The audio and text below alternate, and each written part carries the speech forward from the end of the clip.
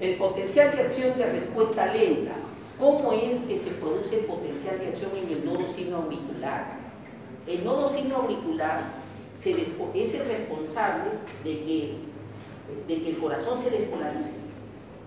Hemos dicho que se produce un potencial de acción y que la membrana, el corazón, el miocardio, produce su potencial de acción, todo eso, ¿no? ¿Y cuál es el estímulo para que eso ocurra? ¿Quién estimula las fibras miocárdicas para que se produzca el potencial de acción? Es el nodo sinoauricular. El nodo sinoauricular es quien está enviando estímulos eléctricos para despolarizar a todo el corazón. ¿Y quién lo estimula? El nodo sinoauricular. El nodo sinoauricular se estimula solo, automáticamente. ¿Y cómo ocurre esto? Este automatismo de estimulación, de despolarización del nodo sinoauricular, la despolarización diastólica en las células automáticas está producida por tres corrientes iónicas que se dan en el nodo. Escuchen lo que dice acá, despolarización diastólica. Despolarización diastólica en las células automáticas. ¿Por qué dirá despolarización diastólica de las células del nodo sinoauricular?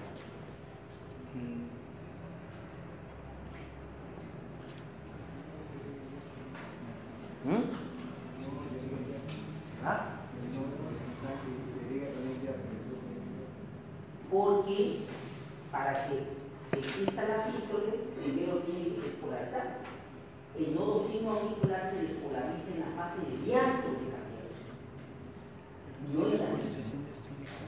Cuando el corazón esté en diástole, empieza la despolarización del nodo sinoauricular. El nodo sinoauricular se despolariza en diástole, en el periodo de diástole, estimula las fibras miocárdicas y se produce la sístole. ¿Estamos? No es que todo ocurre en el mismo momento, sino en un movimiento. Entonces es durante la diástole que se despolariza el nodo sinoauricular. ¿Y cómo se despolariza? En la sístole han habido una serie de movimientos de corrientes iónicas, una corriente de sodio que ingresa, una corriente de calcio que ingresa a las células miocárdicas, corrientes de potasio que salen, y están dándose esos movimientos iónicos a través de la membrana, como un mar, como las olas que ingresan, viene una ola, luego se va, así. Por eso se llaman corrientes. Entonces hay una corriente conocida hacia adentro, que antes incluso no se pensaba que no existía una corriente de sodio en el nodo sinoauricular. Textos antiguos ni la conocen, ¿no? Incluso ahora el Carlos pues le llama como una corriente, digamos, le ha puesto el nombre, por decir, de graciosa, así, ¿no? De risa, en inglés, ¿no? Una corriente, esta corriente hacia adentro de sodio es la corriente que, debido al movimiento de sodio, entonces durante la diástole, cuando ya la membrana se ha repolarizado y está que sale sodio, los ATPas están que sacan sodio, ese sodio que está saliendo del miocárdico crea una corriente hacia el interior en las células nodales. Y esa corriente interior hace que ingrese el sodio y inicie la despolarización en los nodos sinoauriculares. Y esa corriente lleva a esa célula, le disminuye el potencial, que es de menos 90, le disminuye hasta menos 35 y ahí se abren los canales de calcio. Y viene la corriente de calcio hacia el interior, que crea el potencial nodal, y luego la corriente de potasio que sale para repolarizar. Y así está automáticamente, entran las corrientes, despolarizan, sale el potasio, repolariza, vienen las corrientes de sodio que vienen de toda la masa de la despolarización miocárdica, ingresan, despolarizan y así está automáticamente que se repolariza y se despolariza y se repolariza el nodo sinoauricular. Esa despolarización nodal es la que se transmite, como están pegadas a través de discos intercalares, se transmite el resto y se crea una gran fuente de despolarización que hace que todas las fibras miocárdicas se polaricen y este se contraiga. La siguiente. Entonces aquí tenemos un esquema de los potenciales de acción de las células automáticas. No, miren, acá tenemos la bomba de sodio ATPasa, tenemos una fase donde ingresa sodio, estas corrientes de sodio, luego vienen las corrientes de sodio que ingresan a la célula, de calcio que ingresa a la célula y el potasio que sale de la célula. Esto ocurre en la fase 4, despolarización diastólica espontánea. Es decir, cuando ustedes leen, ¿no? Lean el libro y digan, bueno, el nodo sinoauricular se despolariza en la fase diastólica o fase 4. Fase 4 del potencial sistólico, que se den asístoles de la célula miocardio. Es la fase 4. Pero este tiene 3 fases: fase 1, fase 2 y fase 3. La siguiente. Bueno, ahí tienen las corrientes, ¿no? Corrientes de calcio, de sodio y calcio que provocan la despolarización marcapaso y la de potasio que provoca la repolarización. La siguiente. Bien, el corazón, las fibras miocárdicas, la despolarización y la repolarización también tienen, digamos, si bien es cierto el corazón se despolariza y se repolariza automáticamente, también esa despolarización y repolarización está regulada por el sistema nervioso. En este caso, es el sistema nervioso. ¿El sistema nervioso? El sistema nervioso autónomo. El sistema nervioso autónomo. ¿Por qué es autónomo? Porque tiene que ser autónomo, porque el corazón es automático. Todo lo que funciona automáticamente en el cuerpo es inervado por el sistema nervioso autónomo o involuntario.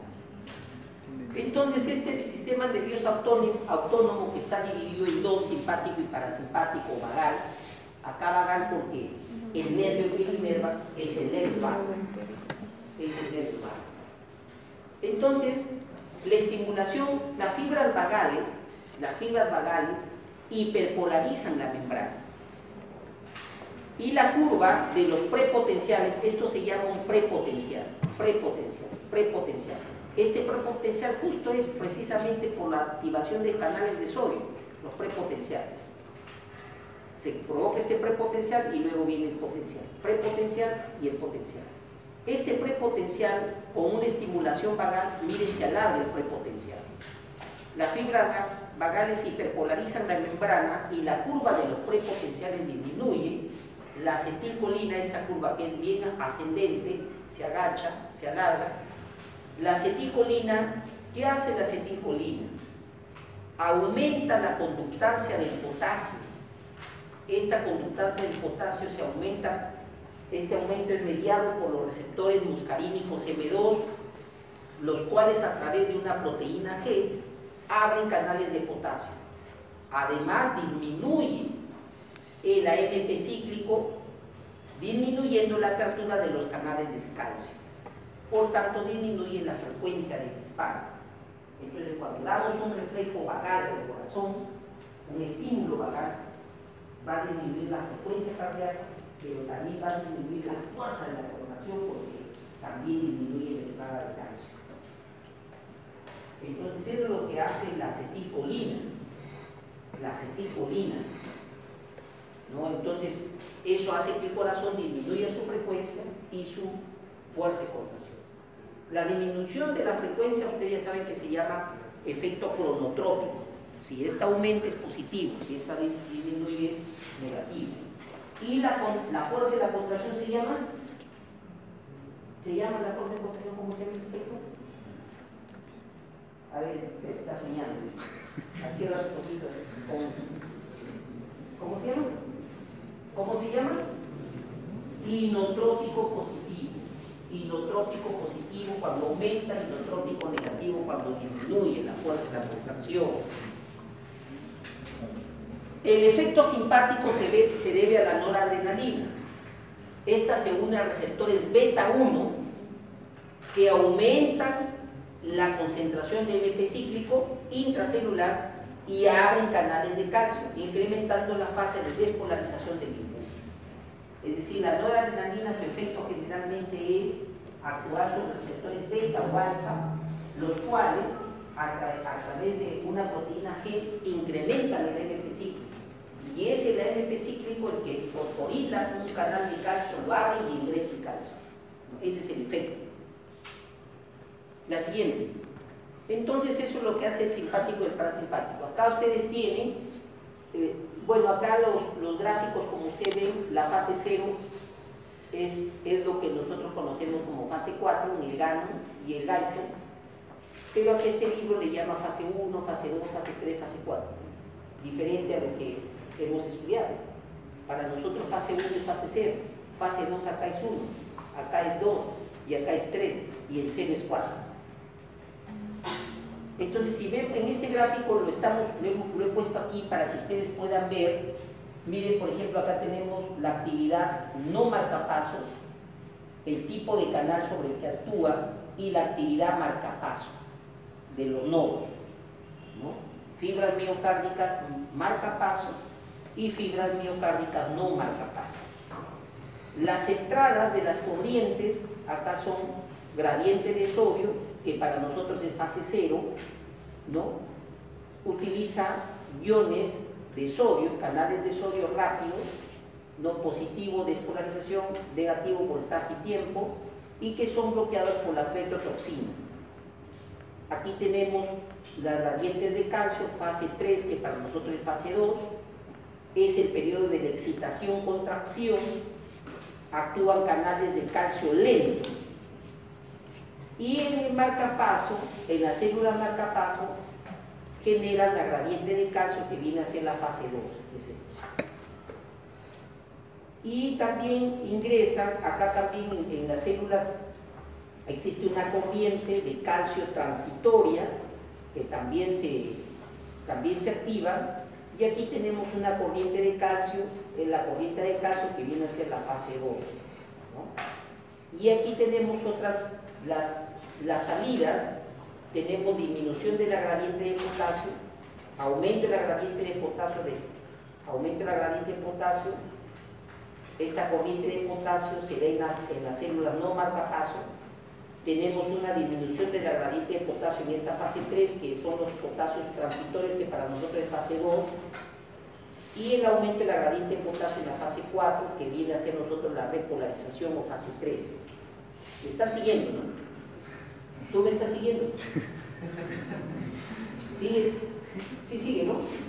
Sí, dice que así nomás me sigue. Muy bien, la siguiente. Entonces ahí pueden ustedes revisar los tipos de gradientes de sodio, de iones que se movilizan a través de, que entran y salen en las células miocárdicas y marcapasos. Esto tiene una aplicación clínica, conocer esto, porque las respuestas rápidas pueden convertirse en lentas bajo determinadas condiciones patológicas. Es decir, una célula miocárdica puede convertirse en una célula, digamos, tipo nodal. Podría convertir, digamos, seguir ese tipo. Y esas respuestas pueden convertirse en lentas, por ejemplo, en casos de isquemia cardíaca por enfermedad coronaria. El potasio intersticial se eleva. ¿Qué pasa en un paciente con infarto? ¿Por qué una persona con infarto hace un paro cardíaco? ¿Por qué? ¿Por qué crees tú que debería ser un infartado? El músculo cardíaco se movió un paro cardíaco. Sí, esas zonas, ese paro. ¿Qué creen que se paro? Como se dice ahí. ¿Saben qué pasa? Una célula cuando está isquémica o se mueve, ¿qué pasa? Todos los interiores se salen. Todo el potasio intracelular queda libre. Se libera el potasio que está dentro de esas células muertas, se libera, y ese potasio se llena en todas las células que están muertas. Se crea una zona de hiperpotasismo. ¿Y qué hace el potasio? Y ahí el potasio, si se llena de potasio, corazón. ¿Qué hace el potasio? Lo hiperpolariza y por tanto ya no se despolarizaría. Y ya no habría cisma. Y se quedaría solo ahí. Ya se para. Ya no habría contracciones. Entonces los infartos, las isquemias, un corazón isquémico hace que sus células liberen el potasio intracelular al intersticial y baña las células buenas, las baña de potasio, las hiperpolariza y lo para el corazón. Doctor, una pregunta. Pero al liberar el potasio tendría que estar extracelular. ¿Cómo? Al liberar el potasio sería extracelular. Extracelular. Claro, por su gradiente no entraría. Entonces, ¿cómo? Por su gradiente no entraría. Sí, si es que sí. Claro, el potasio sí, está. Y el potasio está en el medio extracelular, pero por su gradiente el potasio no entraría. Claro, pues no entraría, Ya, si el potasio es intracelular. Entonces, ¿cómo ¿quién es en ese caso no sería que disminuye el umbral? Porque para que la célula quede hiperpolarizada, el potasio tendría que estar intracelular, pero en este caso... No, el potasio, para que la célula se repolarice, el potasio debe salir. Ya, claro. El potasio tiene que estar extracelular. Claro. Si el potasio es extracelular, tú aumentas las cargas positivas afuera, lo vuelves más positivo. La ecuación de Nernst sería que el potencial del equilibrio del potasio se aumentaría, se estaría más cerca del umbral. No, al contrario. Es que sí, en el capítulo de un libro así estaba. Cuando el potasio extracelular aumenta, el umbral aumenta. Entonces es más fácil. No, es que dependiendo del ion que más se concentre, la membrana va a seguir el potencial de ese ion. Por eso. Claro. Entonces el potasio, es un ion positivo y ese ion positivo está en el extracelular. ¿Qué significa el potencial de membrana en reposo? Afuera electropositivo y adentro electronegativo. Si yo pongo más potasio afuera, más acentúo la polaridad, más electropositivo afuera y adentro sigue siendo electronegativo, porque eso no va a cambiar, sigue siendo electronegativo. Pero si le llevamos... Por eso se llama hiperpolarización, no se llama polarización nomás. Porque el potasio, como está acumulado afuera, se suman no solamente las cargas positivas de sodio que están afuera, sino las de potasio. Pero ese potasio no es de la misma célula que está saliendo y que adentro quede electropositivo o más electronegativo, sino que es potasio que viene de otro sitio que se acumula ahí. Ya, pero si lo llevamos eso a la ecuación de Nernst, el potencial de reposo del potasio aumentaría. El potencial por eso pues aumenta el potencial de membrana en reposo. Y estaría más cerca del umbral. En ese caso el potasio... Por eso pues lo estabiliza el umbral. O sea, lo deja más estable. O sea, y no se despolariza. Es más difícil que lo despolarices.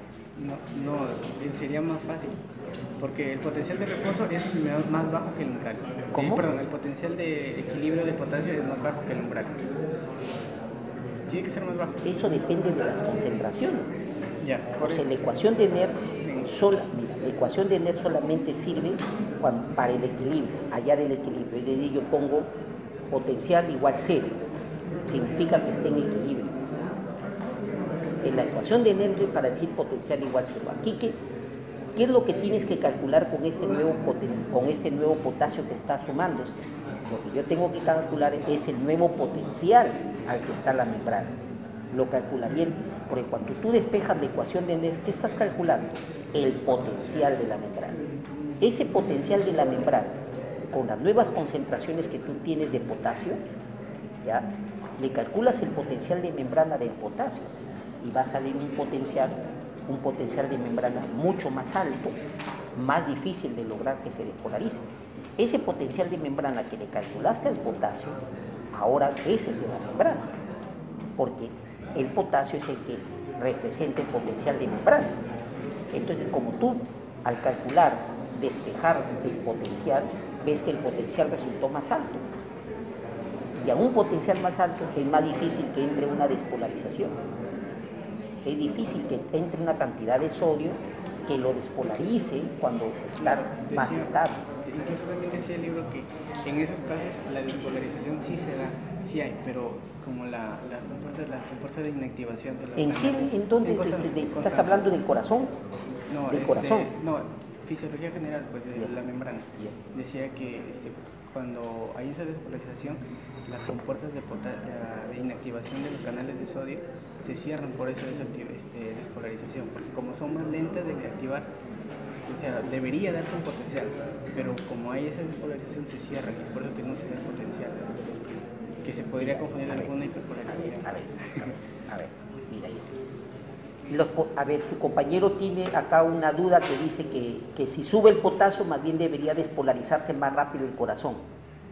No, extracelular, es decir, extracelular, porque si es intracelular, ahí sí puede ser un poco más. Dice que si el potasio es extracelular, se concentra más en el extracelular, sería más fácil de despolarizar, pero no es, entonces no estamos hablando de hiperpolarización, no hablaríamos de hiperpolarización. Él dice que si aumenta el potasio extracelular, entonces la ecuación de Nernst dice que la membrana se aproxima más al potencial del potasio, como de hecho es así. Pero si tú calculas, ¿qué es la ecuación de Nernst? La ecuación de Nernst te calcula, ¿qué te calcula? El potencial, la diferencia eléctrica entre la membrana. Por eso B1 menos B2, potencial intra y extra. Eso es lo que calcula la ecuación de Nernst, el potencial, pero ese potencial de membrana que depende de qué ion. Si tú ves, calculas el potencial de membrana para el potasio, para el sodio, entonces cuando tú calculas, si le pones en el extracelular mayor cantidad, entonces te vas a dar cuenta que ese potencial es mayor, de membrana es mayor. Cuando hablamos potencial de membrana, estamos del potencial en equilibrio, es decir, decimos, la ecuación la igualamos a cero, la diferencia entre lo eléctrico y lo químico es igual a cero. Para el equilibrio iónico, ¿me entiendes? Entonces, al hacer ese cálculo, su potencial te va a salir mucho más alto, un potencial de membrana más estable. Pero eso para el potencial de membrana no es la ecuación de Goldman. Claro, ahora, a ver, tú me sales con otra cosa ahora. La ecuación de Goldman es para, ya, escucha, vamos a suponer que yo calculo, a ver, yo calculo el potencial de membrana, mira esto, debería saberlo de física. No. A ver, miren, si yo quiero calcular el potencial de una membrana, yo tengo que sumar todos los potenciales de todos los iones. Vamos a suponer que me sale un potencial de membrana de menos 90 en esta membrana, menos 90. Pero yo quiero saber, de todos estos iones que están acá, ¿cuál es el que más aporta ese potencial? Utilizo la ecuación de Nernst y calculo el potencial de cada ion a través de la membrana. Para este equilibrio de menos 90 milivolts, cuando esté en equilibrio, ese ion, es decir, en reposo, solo en reposo. Por eso es que la ecuación de Nernst, cuando uno suma potencial eléctrico más potencial químico, es igual a 0. Tengo que igualarlo a 0, ¿por qué? Porque estoy diciendo que el potencial eléctrico y químico son iguales. Para el equilibrio, cuando esté en equilibrio la membrana, que es a menos 90 milivolts. Entonces calculo el potencial del ion y veo que el potencial del potasio, para esta membrana me sale que el potencial del potasio es casi menos 90 milivolts, por decir me sale menos 89.8. Y le calculo del resto del sodio, del calcio, y me salen 70 puntos tanto. ¿Cuál es el ion que está más cerca al potencial de toda la membrana? El potasio. Entonces yo empiezo a investigar y por qué el potasio es el más cercano a ese potencial. Me doy cuenta que el potencial de esa membrana depende básicamente de este ion, del potasio. Y empiezo y comienzo a investigar por qué, el por qué. Y se descubre que es por qué, porque la membrana celular es mucho más permeable al potasio que para el sodio, que los iones de potasio son pues 100 veces más que los los canales de potasio son 100 veces más en la membrana que los de sodio. Por eso pues el sodio se equilibra, ese que equilibra ese potencial. ¿Me entienden? ¿Ya? Entonces, si ahorita yo estoy diciendo que estas condiciones en la membrana cardíaca son las mismas de todas, igualito, igualito. El potasio repolariza, el potasio se encarga de repolarizar. Pero ¿qué pasa si estoy diciendo que esa membrana, su potencial, depende básicamente del movimiento del potasio? ¿Qué pasa si aumenta el potasio? Yo aumento el potasio, las concentraciones de potasio, porque el potasio se va a mover intra o extra. Yo puedo aumentar el potasio, no puedo aumentar potasio intracelular. ¿Quién va a inyectar potasio intracelular? No existe eso. No existe que yo ponga potasio intracelular. El potasio siempre es extracelular.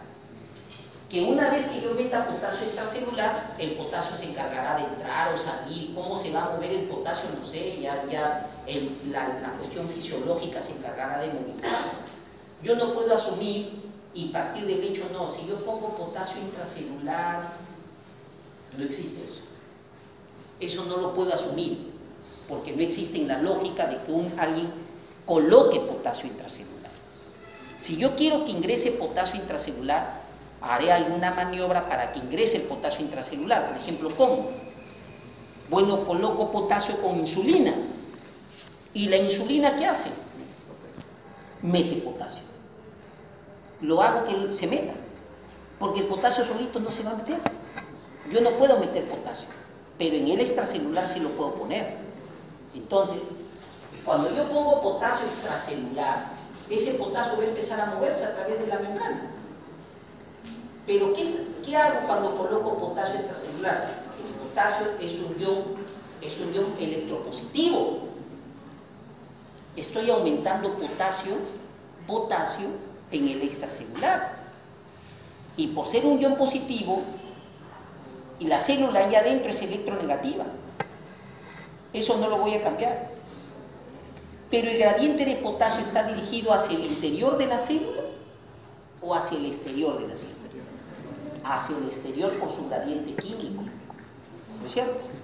Pero si yo pongo potasio extracelular, estoy aumentando las cargas positivas en el extracelular. Y esa diferencia de menos 90, porque menos 90 no significa menos de cero, menos de nada, significa que hay una diferencia eléctrica de 90 milivoltios entre el interior y el exterior. Si el exterior lo hago más electropositivo, ¿qué pasa con la diferencia? ¿Qué pasa con la diferencia? Aumenta la diferencia. Esa membrana que era de menos 90 se va a menos 100, a menos 120, a menos 130, ¿no es cierto? Aumento la diferencia.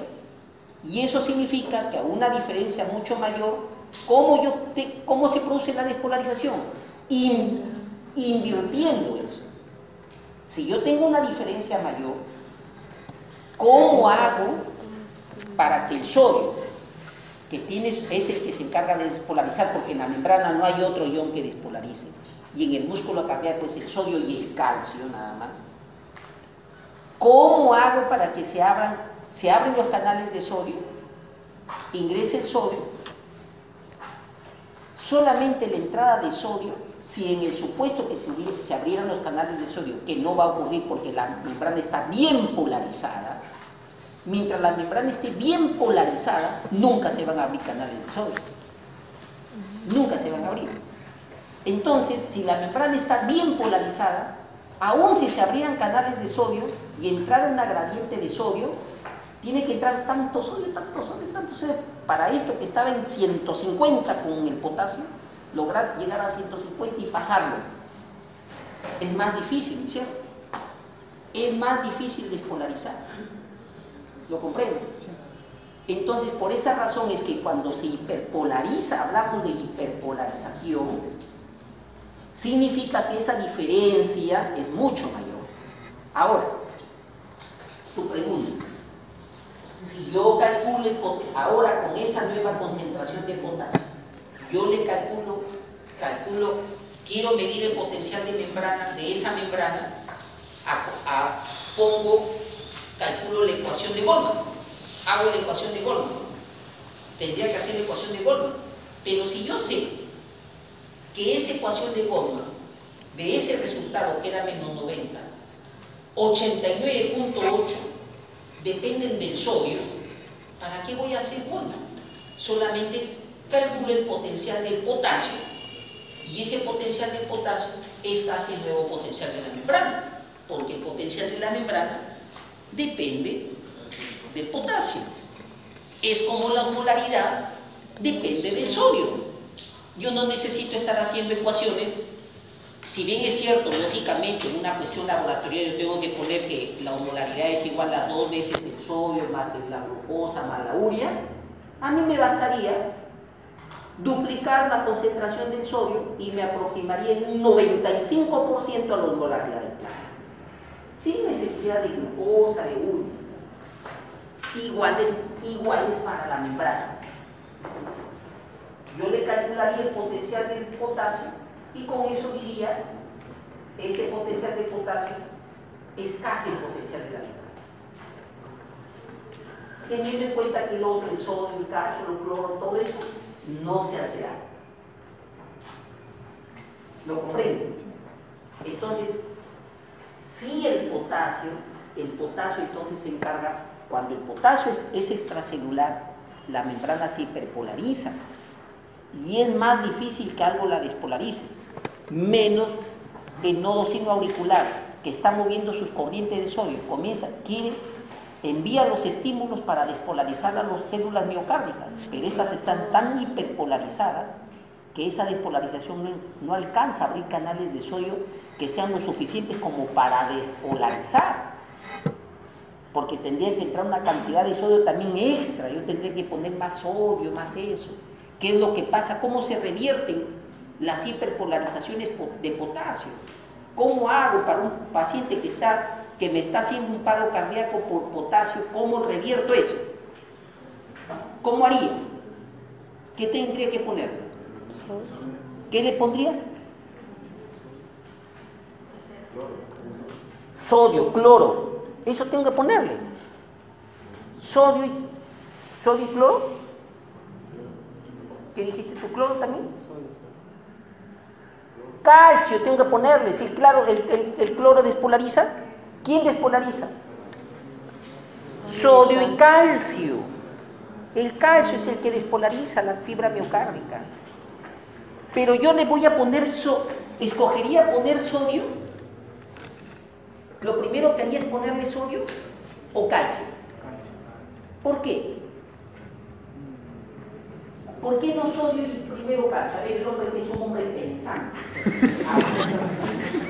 ¿Por qué escogerías sodio o calcio? ¿Tú qué escogerías? Dentro del análisis. Dos mecanismos, entonces. Agudo. ¿Qué escogerías? ¿Qué le pondrías?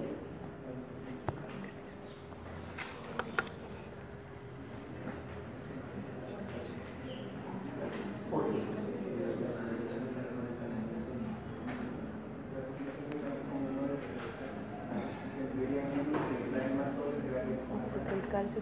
Exactamente lo que él está diciendo. Sodio en el cuerpo sobra. Sodio sobra. Ese corazón no se está parando por potasio, pero a sodio le sobra al ser humano. Recuerden, la osmolaridad es sodio. ¿Qué tendría que hacer para forzar la despolarización? Ponerle el ion que está en menor cantidad, que es el calcio. Y el calcio es un ion bivalente, positivo. Yo tendría que poner, por cada 2 sodios que pongo, me basta poner un calcio. ¿No es cierto? Además el gradiente es mayor. ¿Ah? El gradiente es mayor. El gradiente, elevo el gradiente también del calcio. Y por cada calcio que yo pongo es como si pusiera 2 potasios. Estamos hablando de carga positiva. Entonces no voy a escoger el sodio, que es el que está en abundancia, me sobra. Yo lo que quiero es despolarizar, hacer el medio intracelular electropositivo. Entonces pongo calcio. Tendría que poner gluconato de calcio. Paciente está en hiperpotasemia, a ver si está en arritmia por hiperpotasemia, pone gluconato de calcio en frasco. ¿Cuánto pesa? Tanto. Ese es su peso por kilo. Le administra gluconato de calcio. ¿Qué haría? Ya le pongo gluconato de calcio. Calcio, ¿qué más? ¿Qué tengo que hacer? ¿Qué otra cosa haría? A ver, ¿qué me estás apuntando hasta los chicos?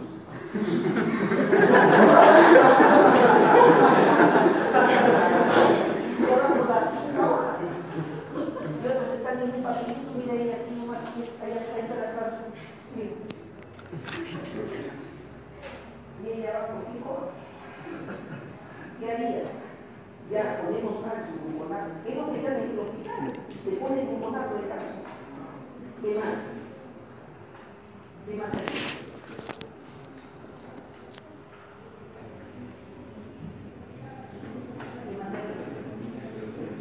¿Qué más haría? ¿Qué se te ocurre? ¿Qué más haría? ¿Ah? ¿Qué harías? Bajar el potasio. Pero ¿cómo? Ya de ahí lo aprenderás. La cosa es que tienes que saber que eso tienes que hacerlo. Bajar el potasio. Bajar el potasio. Y ya les acabo de decir, ¿cómo bajo el potasio? Lo pongo en su lugar donde debe ser. En el intracelular. Para disminuir la polaridad. Y pongo con insulina. Entonces él viene, el internista, y le dices, ¿a qué? Ponle gluconato de calcio con 5 unidades de insulina al frasco. Y prepara la enfermera su gluconato de calcio en un Volutrol y le pone 2 unidades de insulina. Va guardando el potasio y va poniendo calcio y el corazón se va despolarizando, que estaba rítmico, lento, pausado, comienza a recuperarse. Eso es lo que se hace.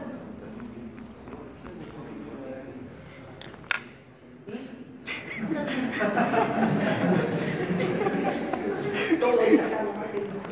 Ya lo tenía analizado, sino que me faltaban las palabras a decir.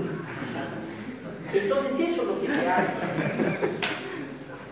Y clínicamente eso es lo que se hace, ¿no? Ustedes ven, llega un paciente en insuficiencia renal, quien se encarga de regular el potasio es el riñón. Ya lo van a ver cómo el riñón se encarga de regular el potasio. Como el riñón no está funcionando, el paciente entra en insuficiencia renal a una emergencia, causas de insuficiencia renal hay múltiples, está en hiperpotasemia, le hacen un electrocardiograma y detectan ondas T altas, oye, está en hiperpotasemia. Y va a hacer y están haciendo una bradicardia por hiperpotasemia. Gluconato de calcio, pone gluconato de calcio, a ver si apoya el gluconato de calcio con insulina al frasco. Profesor, pero ¿por qué está haciendo eso? Tu hijito nada más aprende y se acabó. Así no van a hacer ustedes, ¿no? Es por al menos con el análisis que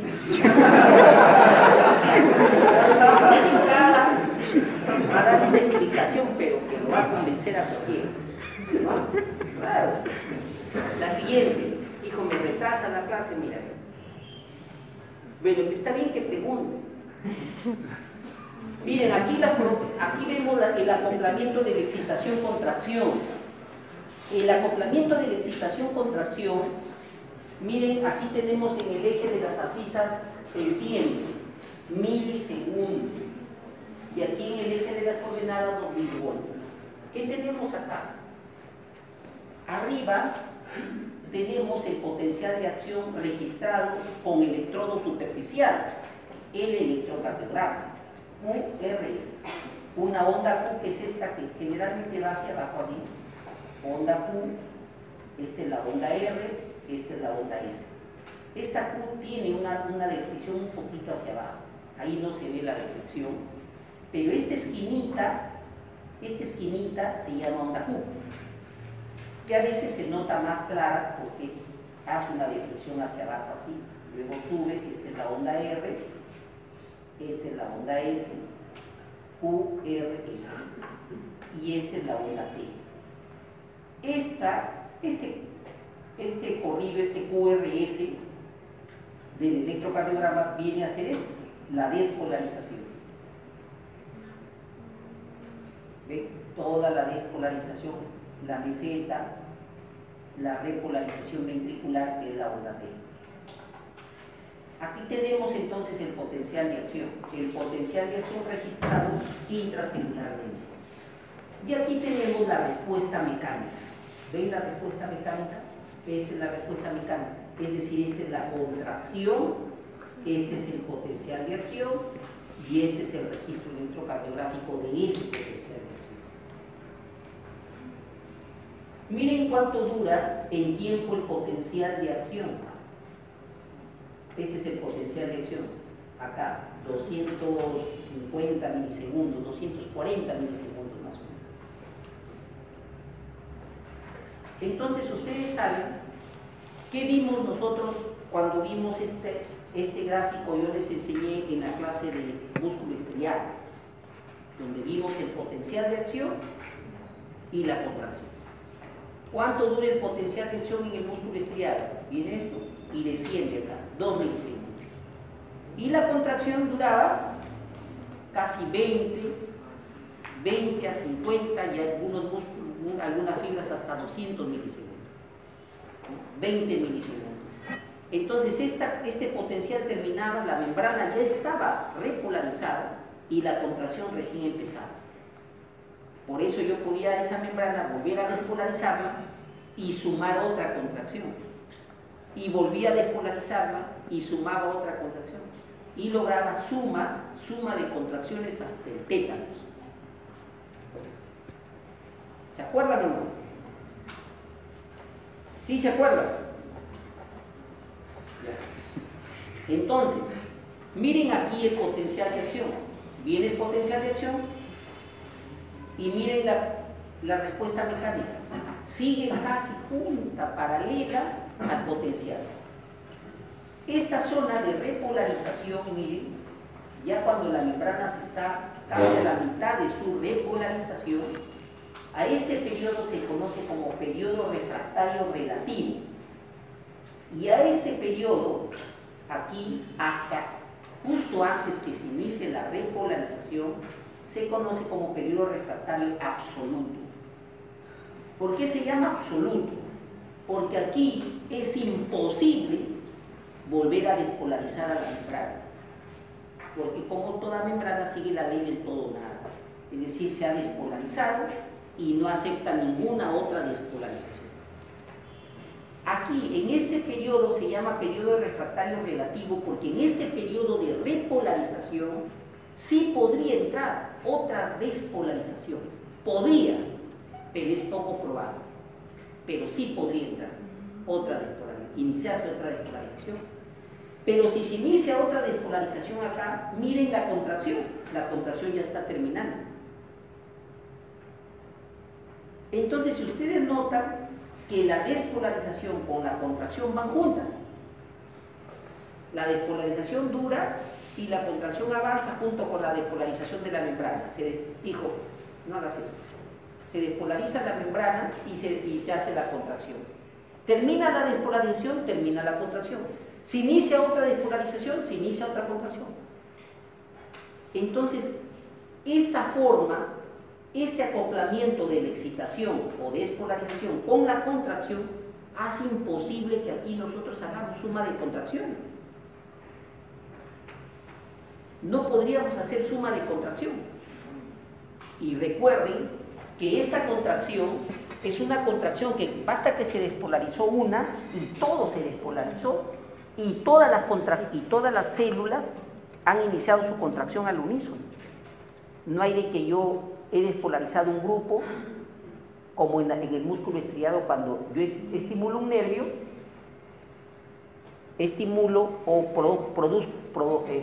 producimos la contracción de un grupo de células musculares. Pero si vuelvo a dar otro estímulo por otro nervio, despolariza otro grupo. Y así voy despolarizando y sumando contracciones. Aquí en el corazón no. Una sola despolarización genera toda la contracción en masa. Así que yo no podría hacer suma de contracciones, menos hacer tetánico. Entonces el músculo estriado, por esta razón es que el músculo cardíaco jamás se mecaniza. El músculo cardíaco nunca puede hacer suma de contracción. ¿Ah?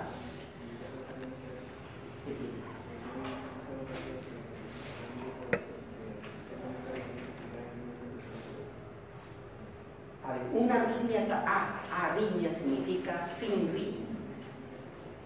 El ritmo cardíaco, la arritmia no tiene que ver con eso.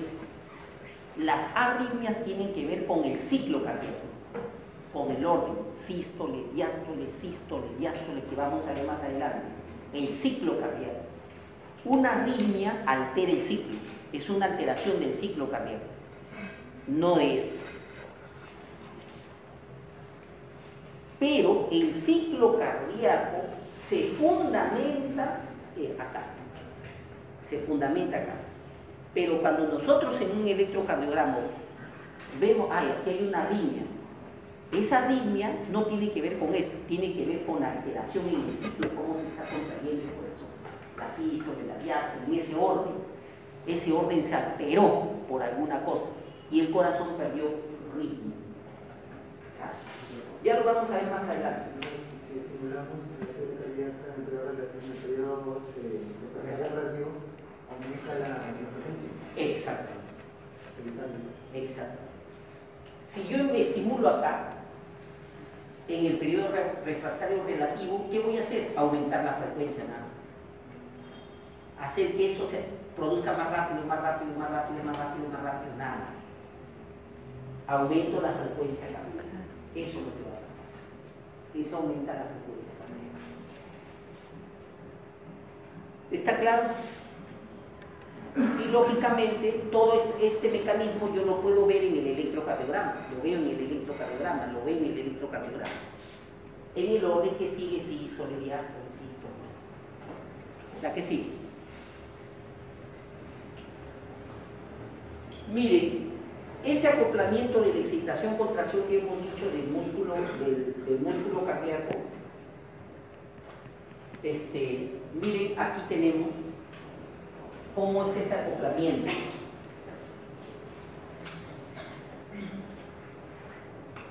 Si es que nosotros estimulamos este corazón mediante una catecolamina, o sea, adrenalina, noradrenalina, esta catecolamina, que puede ser adrenalina, actúa sobre un receptor beta.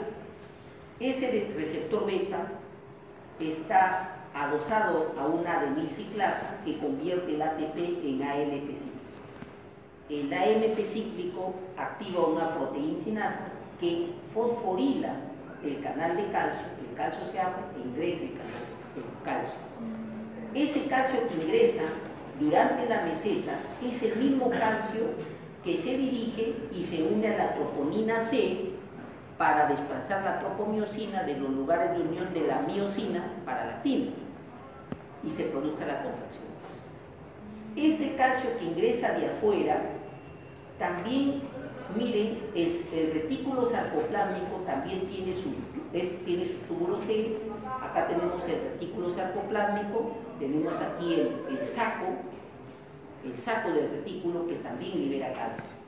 Es decir, que para la contracción cardíaca, a diferencia del músculo estriado, que obtiene calcio solo de acá de las cisternas del retículo sarcoplásmico, el corazón también tiene calcio del que viene de afuera, del potencial, de la despolarización de la membrana. Ese calcio que produce la meseta, que ingresa del extracelular para despolarizar, también se va hacia la troponina C, aparte del calcio que se libera del estímulo que viene por esta despolarización, viaja por acá por el túbulo T y a través de estos, acá hay receptores de radoína que liberan calcio.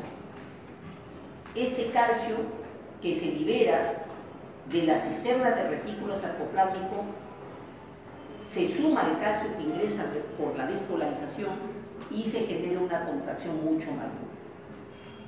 Una vez que se contrajo, este calcio es recaptado aquí por esta tepeasa que bombea otra vez calcio al interior y este calcio también es bombeado por esta bomba de calcio, esta tepeasa que saca calcio.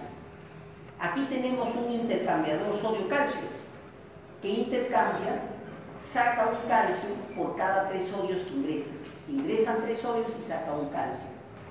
Y tenemos la tepeasa, la bomba sodio-potasio, que saca 3 sodios por cada 2 potasios que ingresan. Esta es la forma como el calcio sale para que la membrana se repolarice. Miren, hay unos fármacos que son los glucósidos digitálicos, los digitálicos. Estos glucósidos cardíacos inhiben la bomba de sodio-potasio, esta bomba, la inhiben. Lo que hace, al inhibirse la bomba, produce un acúmulo intracelular de sodio. La bomba no se activa y el sodio no lo saca el sodio. Y ese acúmulo de sodio acá, ¿no? Se acumula intracelularmente sodio y la inversión de la bomba de sodio-potasio. Entonces, al acumularse sodio, el sodio que debe ingresar por esta bomba no ingresa.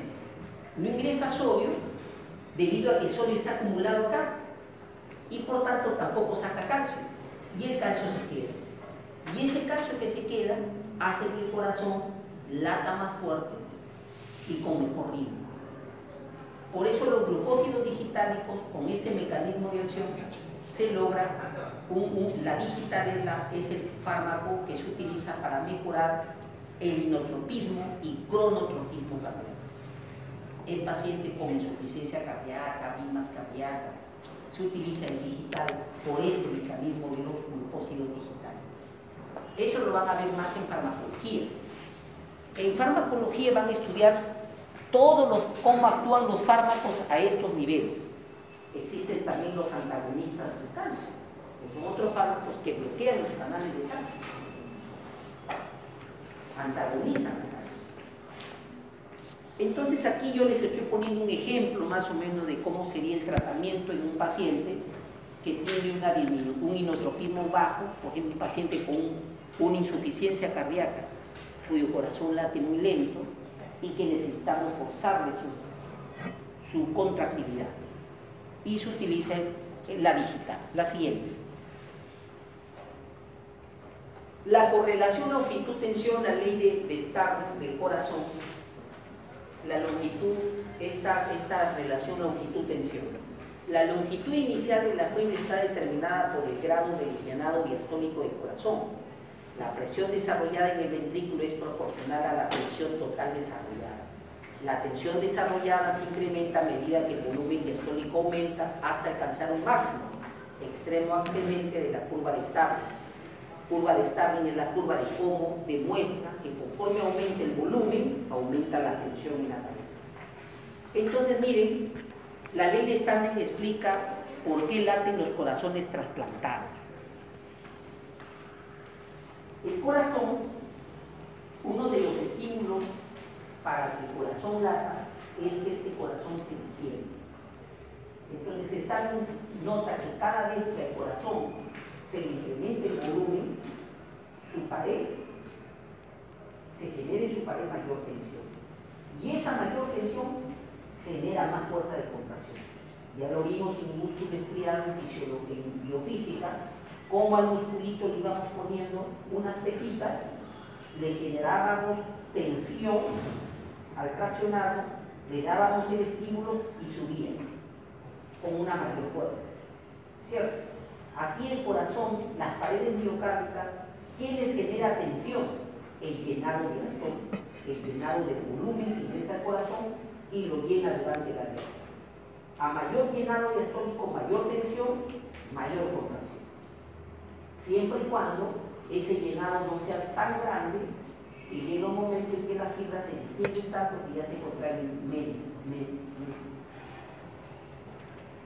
Y esto Starling descubrió que cada vez que a la fibra se le distiende, esta se contrae. Cada vez que a la fibra se le distiende, se contrae. Entonces, a un hombre cuando le sacan el corazón y le ponen otro corazón, el corazón que han sacado de ese hombre es un corazón que está desnervado. Viene sin su vago, sin su simpático, sin nada. Y cuando se lo ponemos al receptor, se le pone el corazón, pide si te trasplanta un corazón. ¿De quién de tu promoción quisieras el corazón? ¿Ah? ¿No quieres el corazón de nadie? ¿Nadie? ¿No te gustan las chicas? Bien, nomás dice, no quiere ningún otro corazón. No, de ahí en secreto dice que me va a decir. El corazón se serviría. Entonces, cuando se le coloca el corazón a esa persona, al corazón al que le van a trasplantar, le clampan las arterias, las venas, ¿no? Y le sacan su corazón dañado y le ponen el corazón nuevo. Ese corazón nuevo lo anastomosan, es decir, lo unen con la aorta del receptor, el cabo que trae la aorta del donador, lo unen con la aorta del receptor, con las pulmonares del receptor, con las venas cavas del receptor. Todo por sí. Una vez que lo unieron, desclampan y ese corazón se llena. Cuando se llena, se extiende y por la ley de Starling, ¡pum!, se contrae. Y luego otra vez se relaja. El estímulo de la distensión lo despolarizó, se contrae. Se repolariza y nuevamente viene la sangre, lo distiende y se contrae.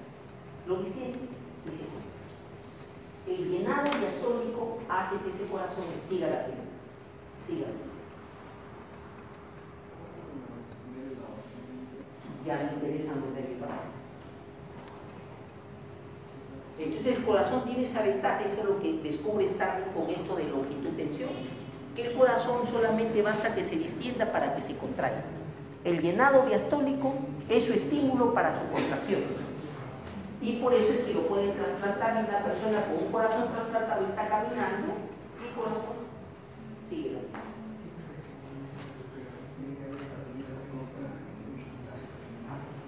¿Para vivir aquí? No, nada, no necesita ningún estímulo vagal, al contrario. Un estímulo vagal mejor, es más seguro, que no hay comprado. El problema está si esa persona pierde volumen. Si esa persona hace una diarrea, se deshidrata mucho, hace hipotensión por hipovolemia, se le encarga, se necesita. Entonces a él hay que garantizarle que siempre tenga un buen volumen de llenado de esto. Nada. La siguiente. El tejido marcapaso.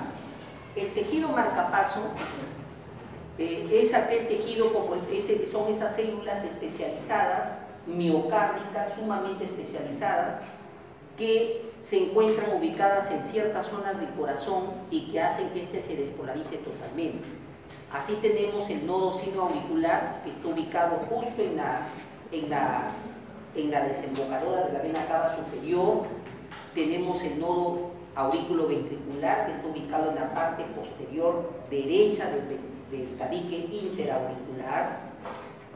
Y existen fibras nodales que unen al nodo aurículo-ventricular con el nodo aurículo-ventricular.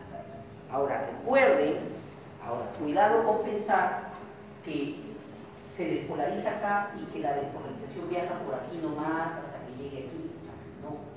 Este se despolariza, la despolarización viaja específicamente hasta acá, pero todo lo que está aquí, todas las aurículas se han despolarizado. O sea, la despolarización del nodo inicia la despolarización de todo, de todas las aurículas. Se irradia, porque va de una célula a otra, de esa a otra, así, sino que justo la despolarización en el nodo aurículo-ventricular llega por estas fibras, la despolarización de esta, y luego a través del ATGIS, despolariza a todas las fibras ventriculares. Entonces, la despolarización sigue el ritmo, el corazón se contrae